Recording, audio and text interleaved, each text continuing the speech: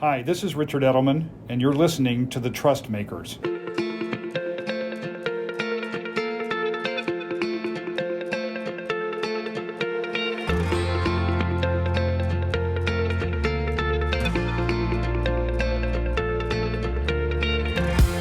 Well, hello everyone. I'm Jackie Cooper. I'm the Global Chief Brand Officer and Senior Advisor at Edelman. Trust is the ultimate currency in the relationship between institutions and their stakeholders. And I'm so delighted to have Ben Breit from Airbnb on with us today for Trust Makers. Airbnb believes in the value of trust so strongly that the company has developed roles focused on building and maintaining trust among those renting out and staying in properties around the world. And Ben, you've got the best title for this conversation. Ben Breit is the Global Director of Trust Communications at Airbnb. And I'm so happy that you're joining me to discuss just how key trust is to the brand of Airbnb. And I'm expecting high things given that title. There's no pressure, but welcome to the Trust Makers. No pressure at all. No, thank you for having me. So on a serious note, this is an incredible role to know about. To be that global director of trust communications, it's not a title that every company has. So can you actually just share with us how the role came to be and what exactly does it entail?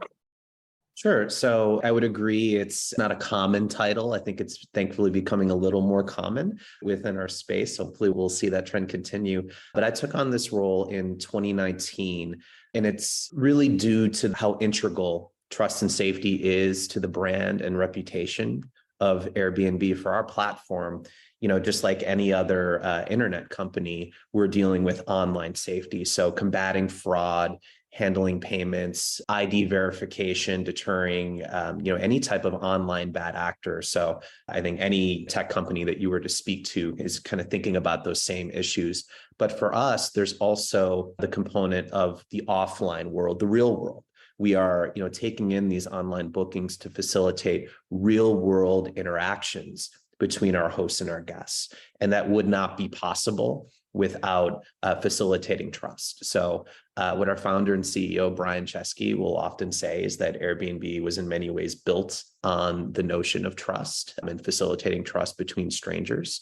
So as the company grew and our communications team also grew, the decision was made, by our leadership, including our former head of global policy and communications, whose name is Chris Lehane, who's a former Clinton White House official, and really cared deeply about this issue and felt like, we needed a dedicated team to handle both the reactive, if 99.9% of our reservations go off without a hitch, we're still hosting a couple million people per night, every single night. So there's going to be things that come up as much as we do to, try to stop it and try to facilitate safe and secure experiences. And sometimes those play out in the media. So we will handle that and make sure that, we're getting the facts out and answering questions as they come, but also telling that proactive story, our proactive trust and safety narrative, because no one's going to tell that for us.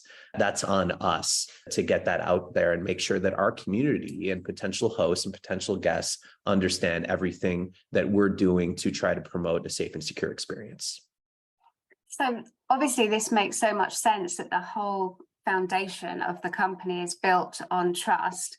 What was the kind of reaction of the company when this role was announced? Because it kind of gives you a bit of an edge, I think, in terms of reassuring both internally and externally, that you're taking this and literally building this role into the senior structure of the firm. Yeah, it was really well received. We already had a trust team. It's one of our largest teams at Airbnb, and their job on the product and operations side is to build these safety systems, build these trust and safety systems. So building our ID verification system, which shows that you are who you say you are. I know there's been a lot of talk about ID verification out there, but building our payment system, we handle all payments between hosts and guests. They're the team that does that work and have been doing it for years, for as long as I can remember. So that was really kind of the first stamp that we're going to have a team that focuses on this notion of trust all day, every day. So building that into our communication structure and our external PR structure made a lot of sense. And it was also well received, I think, by our cross-functional partners.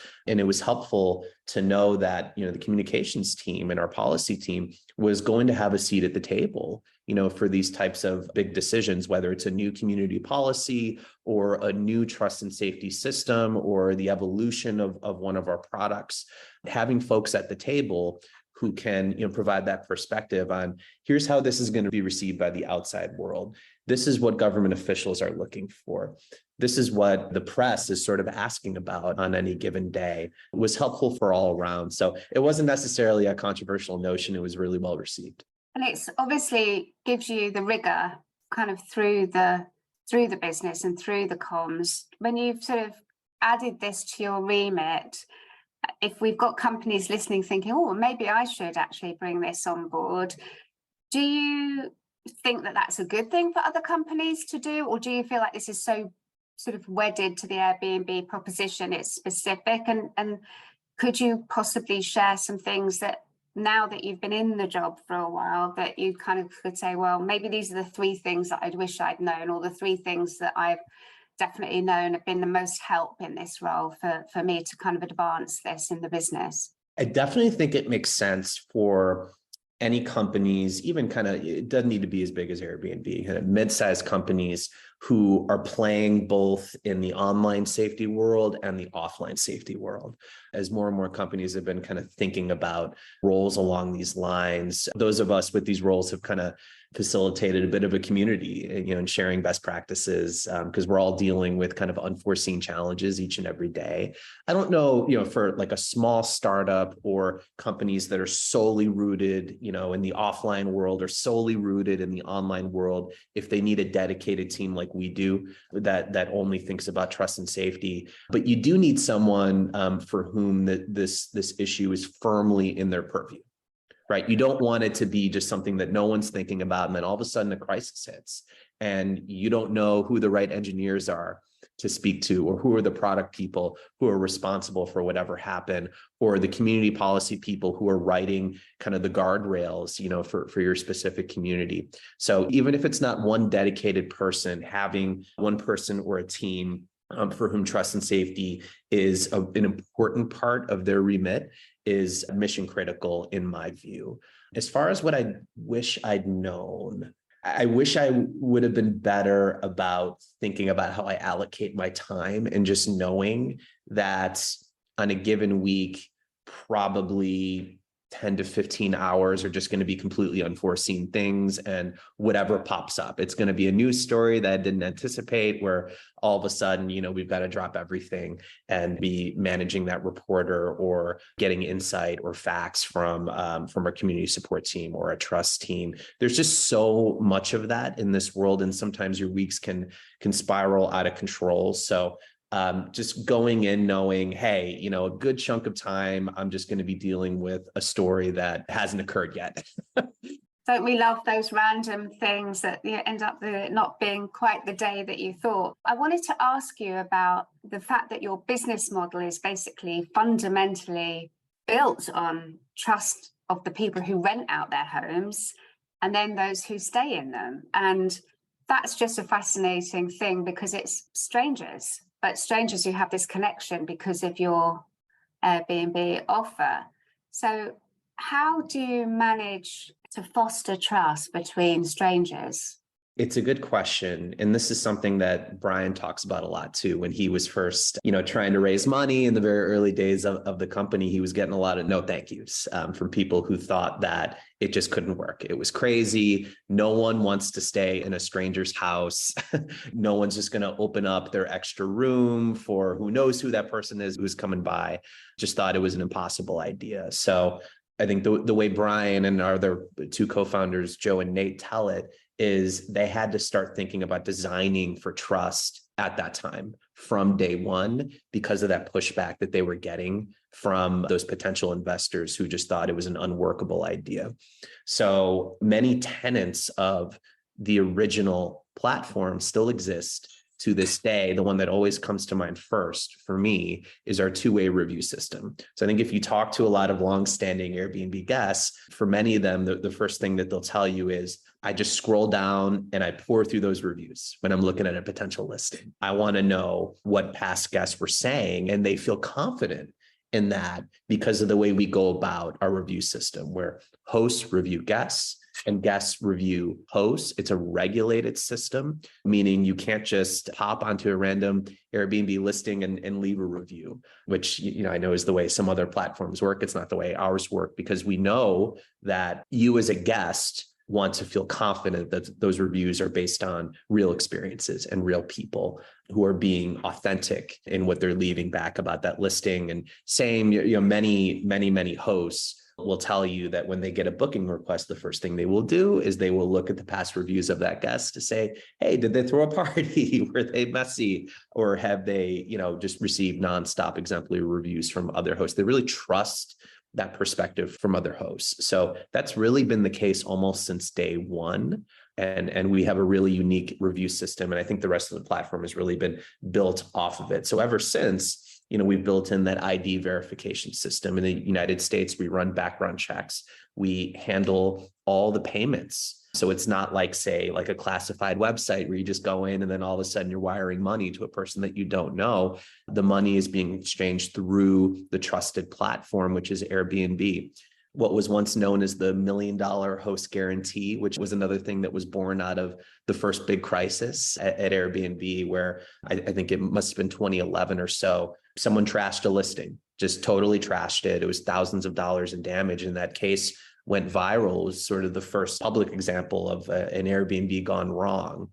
And that led to the creation of the first host guarantee that we are going to reimburse. We're going to get your back when it comes to that property damage. That has now evolved to what we call air cover for hosts, and the number has gone up to a max of $3 million that we provide on every single booking. So that's helped to establish trust with our hosts. We have air cover for guests. So if you get there and the listing is not as represented, we've got your back. We're going to help you get a new listing of equal value or even greater value. And if we need to make up the difference in cost, that's something that we can do through air cover. So it's really developed over time.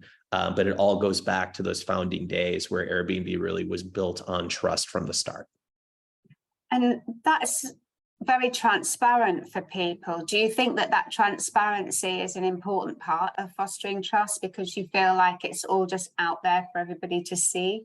Absolutely. And if you look at some other, platforms in the short-term rental space, you can't really see the review. You may not know who the host is. They're just built in very different ways. So we definitely believe in that transparency, particularly as it relates to our review system. And that includes protecting negative reviews. If you as a guest leave a negative review based on your authentic experience, our policy does not call for taking it down just because it's negative, right? Obviously, if there's an egregious policy violation, that's a different story. But we want both hosts and guests to feel confident in reviewing with their true feelings about their true experience. So the transparency, particularly as it pertains to our review system, is really critical. Airbnb has said that it wants to be the world's most trusted community. So that's a very, very beautiful thing to aspire to be. But this model is so interesting, as you've touched on, because you've actually got a situation where there's no in-person interface with the company, and often with those renting the properties too. So beyond the transparency of the reviews, I'm an Airbnb customer, and I think one of the things that we always strive for when we're driving the best brand campaigns, which I like to think in my long career, I've got some experience of the best ones, there's got to be emotion connected to it. It can't just be information, right? The ones that you fall in love with, or the ones that you feel safe with, or the ones that have gone the extra mile, all of which you've touched on Airbnb are doing. So can you just talk a little bit about that community aspect? And I want to sort of just go deeper into this. It really starts with our hosts. Hosts are at the heart of everything we do at Airbnb. So, there are some property management companies, with those professional vacation rentals that I mentioned before, but the majority of our community are, we refer to them as core hosts, right? Where it's their home, Maybe it's a private room, maybe it's a guest house, maybe it's their primary residence and they share it when they're on travel. That's happening more and more in the kind of work from anywhere era. So facilitating that personalization really starts with our hosts and empowering them to host the way they want to host. For the most part, we allow hosts to set their own house rules, and everyone has different ways of thinking about, can you wear shoes in the home? When are quiet hours? Do I want to greet that guest in person? Or do I want to give them privacy and have kind of a remote check-in, or give the guest that option? A lot of hosts are turning to that as, hey, if you want me, I'm there. If you prefer a remote check-in, that's fine too. That became much more common during COVID. But, every host has a different kind of way of thinking about how they want to go about it. And it's our job as the platform to empower them to host in the way that works best for them. And it ultimately results more times than not in a personalized experience, in a unique experience, and hopefully a very special experience for those guests. And do you think that people who have Airbnb properties near them or in their street or in their neighborhood or as their neighbors, do you have issues with how people who are the neighbors of Airbnb properties feel? How do you sort of manage the community in a wider sense? Neighbors are really critical stakeholders for us. And that is in many ways kind of a unique part of our model, that when we think about our stakeholders, it's obviously our hosts, it's our guests, it's our employees, it's our investors, but it's also the communities that we serve, and it is those neighbors. Now, the vast majority of Airbnb hosts are hosting responsibly. They're doing the right things. They care deeply about things like parties and stopping them. And that's a really important issue for us. But we ban party houses. That's something that we brought about in 2019. In the first year that I had this role, was we announced a global ban on all party houses, which is to mean a home where parties are constant, it's disruptive for the neighborhood. We don't want homes like that on our platform. And that's just the right thing to do. Your question is spot on, because those neighbors, even if they may or may not be people with Airbnb accounts, they're important stakeholders for us, and you could argue even members of our community. I mean, the more you talk, it strikes me that the whole relationship is quite personal and quite intimate, and there is a huge amount of trust. And it's also a very elevated time, because we're going on holiday, or we're going to have an experience, or it's not our everyday. If we're going to rent something with you, it's not your everyday. It's going to be a very considered or enthusiastic or impulsive thing, but it's going to be a special thing. And I was just really interested to hear that you put together this Trust and Safety Advisory Coalition. And I read on your site that it said proactive solutions that keep community and user safety at the forefront. And you've got 22 respected organizations being part of that. That's one hell of an undertaking, and certainly something that we at Edelman have advised often for clients who really need and would benefit from outside experts in a plethora of different areas. You've really committed to that. Can you just talk a little bit about the protection that you get from that and how you put that together? So it's something that's been developed by our Trust Partnerships team, which was developed a few years ago. It's based on the principle, and I think this principle would apply to pretty much any company. You could say that we're experts in certain issues, hospitality, travel in general, whatever it may be. We're not the experts in everything. We're just not. We're in certain really sensitive, critical issues. One that comes up, obviously it's extremely rare to see something like this happen on our platform, but human trafficking. We're not the experts in human trafficking. By no means are we the experts in human trafficking. Domestic violence, how to interact with local law enforcement. We're just not the experts. So it's critical to bring in people who are the experts, who can help advise on, fire safety is another big one that we've been thinking a lot about. These are people who can help advise on what should our policies be? What is the smartest, most thoughtful policy, keeping in mind that we're balancing kind of the interests, which often are aligned, but not every single time, between hosts and guests. So what should our policies be? How should we be building out our teams? What should our systems look like to help enforce upon those policies? So our platform exists in 220 countries and regions. It's just vast.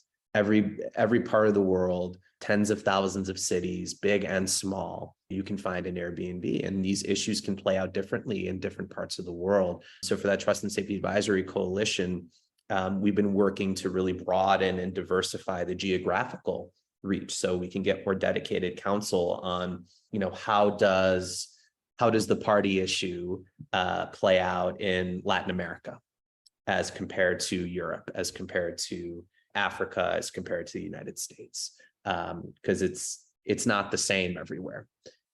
So they've been really, really helpful in helping us develop our policies further and just make them as robust and fair as they can be. But they're living documents at the end of the day. I don't think there's one policy where we can just point to it and say that will never change ever. We have to be able to adjust based on changing circumstances, how our community is evolving, how the world is evolving.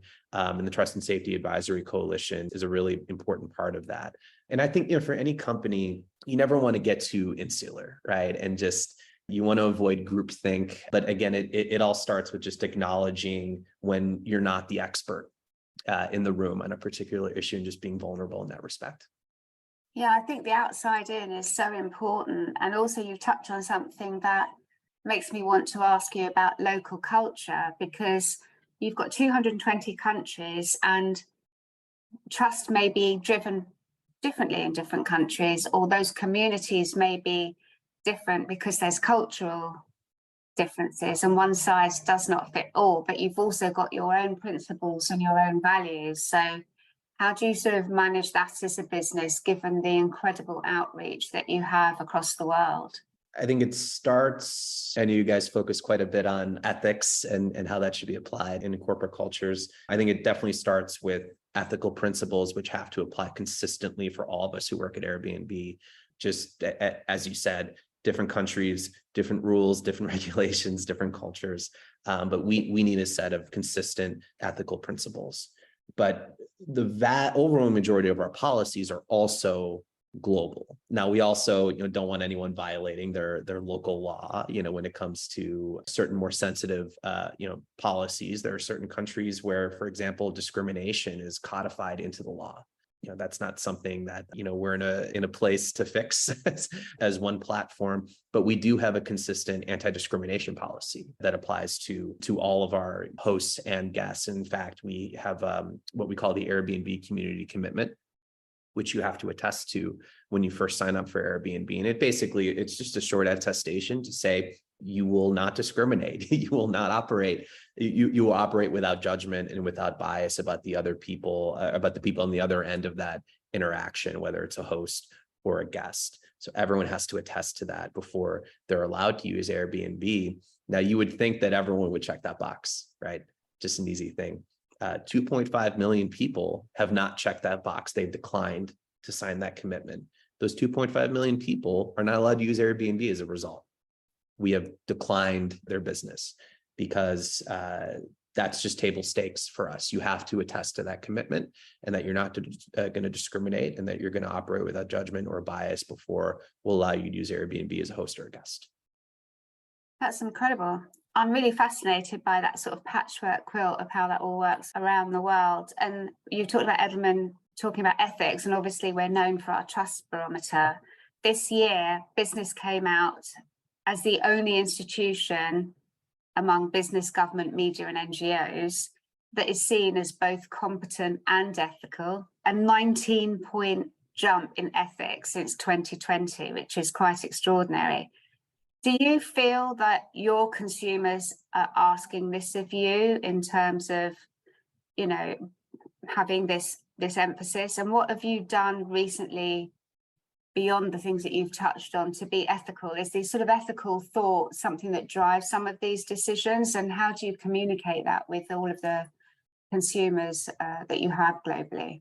I think the community commitment was actually a big part of that because, obviously we didn't need to institute that commitment, but we did it because it was the right thing to do. And it just felt like a good way to, bring people into our community while making clear where we stood and just sort of the basics when it comes to, being able to use Airbnb as a host or a guest. over in Ukraine, we started to see a really fascinating trend. As I mentioned earlier, ID verification, that we have these systems to verify you are a real person, you are who you say you are. And random community members started taking note of that and thinking, here's an interesting way to lend direct support to real people in Ukraine. So I'm going to interrupt you because one of those people was me. Oh, really? No kidding. Okay. And not only did I rent several properties in Ukraine, I got about 20 of my friends to do it. My goodness. And one of those families has become a very close family to me, and they emigrated to Canada. Oh, that's incredible. And the money that she got and her friends got from us renting went to the maternity hospital to get doctors some help where babies were dying. Oh my goodness. Yeah, it's obviously not something we planned for. I think it was just a regular person, could have been you, who just had this idea and tweeted about it. And it became this incredible grassroots movement as it started to spread, and it really took on a life of its own. And it led to millions of dollars being sent directly to just regular Airbnb hosts throughout the country. We ended up waiving all of our fees. That was the decision we made to help kind of facilitate that further. And look, this is not what the platform was developed for. Is developed to facilitate real world experiences, but this was just something that took on a life of its own.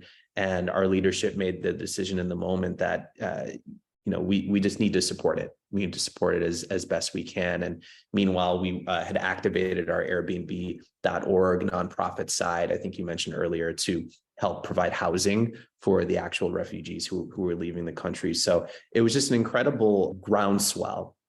But something like that, it just takes it takes pausing and reflecting. Again, do we want to just let this happen in the background, or do we want to help, actually amplify it and facilitate it? And we chose the latter, and I'm glad we did. I think we saw a lot of examples of lives being changed, people who really needed that money in the moment to get out of the country, or to afford their next meal, or to clothe their children who were truly desperate. So it was a very emotional time for a lot of us working for the country. It reminded us of why we enjoy working here, because it does facilitate that type of community. What I love about this conversation, Ben, is that you've gone from some very kind of grown-up business-like advice about how to build trust in a business right the way through to how this actually impacts community where there's actually massive challenge and tragedy. But you were able to be nimble enough, even with being a thoughtful sort of corporation, you still kept the heartbeat of the original offer, and you were able to be nimble enough to support that whole community that was impacted in such a major way. And I love that it's a little full circle for you and I, because I never knew you were going to tell that story. And I was like, yep, I did that. I was part of that. And it helped the feeling of frustration to feel that you could do something. So it's a really good dance that I think Airbnb have managed to have between growing up and being very ethical, very principled, and increasing all of the safety while still remaining core to being nimble enough to be able to service something like that. It's a very hard balance to strike. For us, a lot of it comes down to how do you grow while staying true to your roots, right? And I think for a lot of us, it comes down to our three founders. Brian and Nate are still in everyday roles with the company. Joe recently transitioned, so he's no longer full-time, but he's still on the board and still very much present. So those three still being embedded into the culture of Airbnb has helped us remain true to our roots. And it's been very critical, I think, both for the growth of the company and the continuing focus on trust at the heart of it. So Ben, I'm sorry to say that that's all we have time for today. I've loved hearing your stories and hearing about the business and your insights and your expertise. To all of our listeners, thank you so much for listening to The Trust Makers. Thank you for tuning into The Trust Makers. an Edelman podcast in partnership with Advertising Week, where we speak with leaders and other trust builders across institutions. See you next time.